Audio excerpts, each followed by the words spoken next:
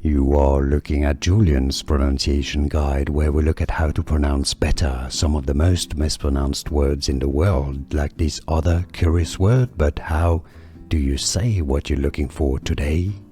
We are looking at how to say 2022 in French. How do you say it? Well, I guess in English you'd say it as 2022, right? As the year.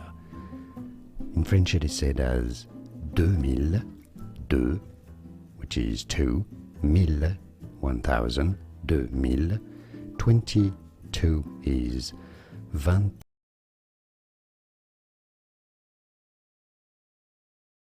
20, 2022 is 2022 in French.